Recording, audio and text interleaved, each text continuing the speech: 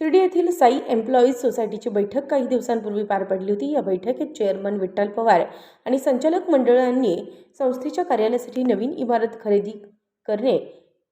जागा खरेदी करणे याबाबत चर्चा घडवून आणली होती। या चर्चेत माजी चेअरमन आणि अनुभवी संचालक प्रताप कोते यांनी संचालक मंडळासमोर बोलताना नवीन खर्च न करता निमगाव हद्दीतील साई ज्योत इमारतीच्या तळमजल्यात कार्यालय स्थलांतरित करावे।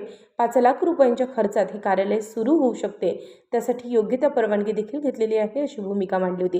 त्या सर्व बाबींचा विचार करता त्यानंतर झालेल्या संचालक मंडळाच्या बैठकीत माजी संचालक प्रताप कोते यांचा अनुभव बघता संस्थेच्या हितासाठी त्यांची मागणी मान्य करून त्यांची सर्व संचालक मंडळाच्या एकविचाराने एक सदस्य समितीवर निवड करत सोसायटीच्या कार्यालयासाठी सर्व परवानगी, फर्निचर, रस्ता दुरुस्ती, इतर काही खर्च बघता 7 लाख रुपयांच्या खर्चाला मंजुरी देऊन 90 दिवसाच्या आत सोसायटीचे कार्यालय स्थलांतरित करण्यासाठी कोते यांनी आपल्या अनुभवाचा फायदा सभासदांच्या आणि सोसायटीच्या हितासाठी करून देतील, अशी अपेक्षा चेअरमन विठ्ठल पवार यांनी व्यक्त केली।